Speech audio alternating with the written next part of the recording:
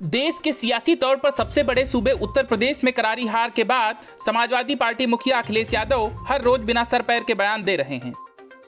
कभी वो ईवीएम को अपनी हार का जिम्मेदार बताते हुए उंगली उठाते हैं, तो कभी कश्मीरी पंडितों की त्रासदी पर बनी फिल्म द कश्मीर फाइल्स पर ही सवाल उठा देते हैं। अब एक बार फिर से उन्होंने विधानसभा चुनाव में अपनी पार्टी की हार को लेकर अजीब सा बयान दिया है। अखिलेश यादव ने कहा है कि यूपी चुनाव में धांधली हुई है और चुनाव में हुई धांधली पर बहस ही ना हो, इसीलिए फिल्म कश्मीर फाइल्स लाई गई है। यह बयान कितना हास्यपद है और जनता के जनमत का कितना मजाक उड़ा रहा है, शायद अखिलेश यादव ये बात समझ ही नहीं पा रहे हैं। अपने संसदीय क्षेत्र आजमगढ़ पहुंचे अखिलेश ने विधायक और पूर्व मंत्री दुर्गा यादव के आवास पर मीडिया से बात करते हुए कहा कि कश्मीर फाइल से होने वाली कमाई से कश्मीरी विस्थापितों के लिए काम होना चाहिए। इसके लिए 25 लोगों की कमेटी बनाई जाए। कमेटी तय करे कि जो पैसा इकट्ठा हो रहा है वह कैसे खर्च हो। सरकार को भी आगे आना चाहिए। पूरा पैसा प्रधानमंत्री फंड में ना चला जाए। अलग अलग जगह रह रहे लोगों से बातचीत कर उनके ऊपर पैसा खर्च होना चाहिए।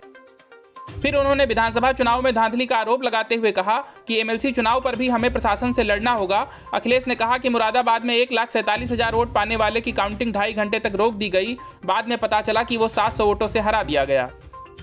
गौरतलब है कि कुछ दिन पहले ही अखिलेश यादव ने कश्मीर फाइल्स फिल्म पर विरोध करते हुए कहा था कि लखीमपुर खीरी में हुई किसानों को कुचलने की घटना पर भी फिल्म बननी चाहिए।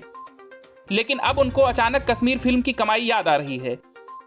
वहीं हार के बाद ईवीएम बेवफा है और चुनाव में धांधली हुई है वाला उनका राग चुनाव दर चुनाव बढ़ता जा रहा है। शायद अखिलेश यादव खुद नहीं समझ पा रहे हैं कि वो कहना क्या चाहते हैं, क्योंकि जनता के दरबार में हर बार उन्हें मुंह की खानी पड़ती है, चाहे वो जिस लखीमपुर खीरी की बात कर रहे हो वहां की बात हो या राज्य में कहीं और की। जनता ने हर जगह उनकी पार्टी को नकार दिया है। इसीलिए फालतू की बयानबाजी से बेहतर होगा कि वो अपनी हार पर मंथन करें। वहीं ओवैसी को लेकर सवाल पूछने पर अखिलेश यादव ने कहा कि जो भी लड़ेगा कुछ ना कुछ वोट पाएगा, लेकिन सवाल तो यह है कि बसपा क्या कर रही थी। बसपा ने तो अंदर ही अंदर बीजेपी से हाथ मिला लिया। इसीलिए समाजवादियों को अम्बेडकरवादियों को साथ लेकर चलना होगा। अम्बेडकरवादियों को साथ जोड़कर एक नई लड़ाई लड़नी होगी। बहरहाल अब 5 साल अखिलेश यादव को सत्ता से दूर ही रहना है और भाजपा प्रचंड बहुमत से सरकार बनाने जा रही है। Bureau news of India.